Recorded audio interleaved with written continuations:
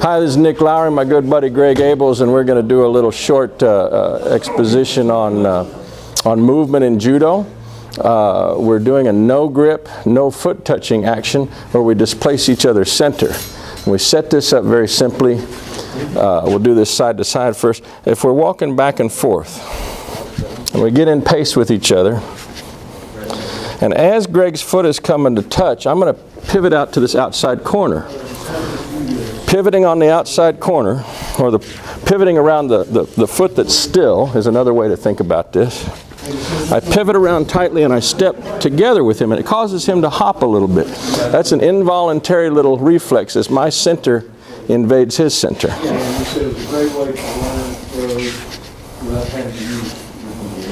Center's falling.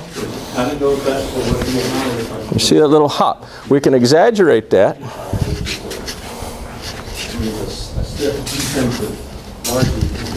They try move with him more distinctly, and you get these more exaggerated kind of hops. And so this is an interesting little thing. Watch Greg do it to me. I'm going to step with this foot so they can see it from the other side. Greg's going to do the same thing back to me. He's going to pivot around this outside corner.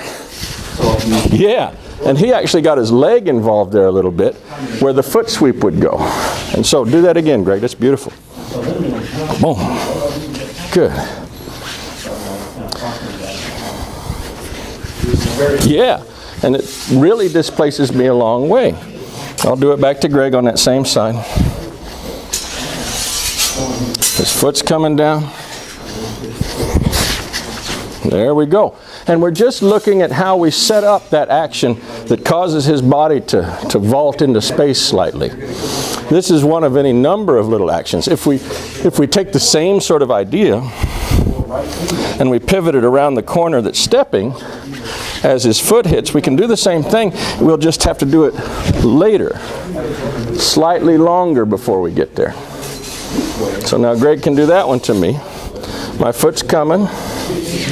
He's going to pivot around this corner. He waits. Yeah. And just at the end, he's able to slip right behind. Again, waiting for that back foot to start moving towards body rise. So those two actions both exploit what happens as the center goes toward rise. You could also exploit things as the center goes to fall. So as his foot's coming down, boom, he's going into body drop.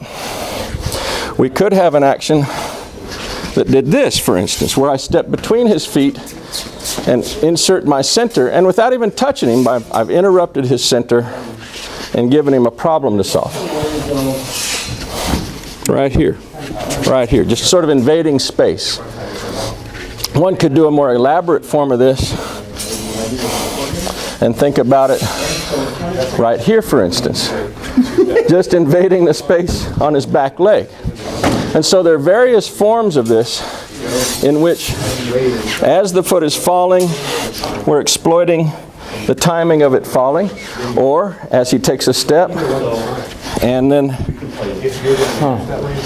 as his next foot begins to move, we exploit that beginning to rise. And so we're learning how to sensitize ourselves to the rise and the fall of the body.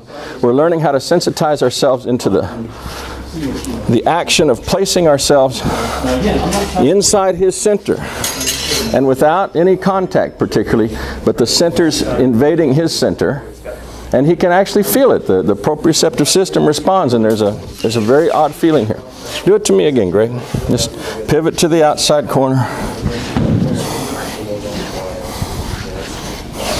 Yeah, and you can see it knocks me through space considerably, even without a big, strong physical push.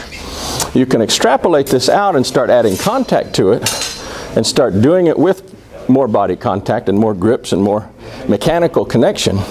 But it's fascinating to me just to see how, even without big mechanical connection, but just with parity in time and space, how you get this little effect out of him just by invading his space and stepping through his center with your center, and very light contact, almost no contact at all, but still causes this reflexive and jarring sort of action. Anything you want to add? The Tai Tosh? Oh, the Tai Tosh, yeah. So the same sort of action. He's walking forward. Oh, here, good. We can do one in which, we just rotate right there. And you can think about that like a Taitoshi idea, or you can think about it, I think of it more like an Uchimata idea. Uchimata without a touch. Rising right there. You're catching the timing of his rise as his back foot begins to float forward and up. And as it does so,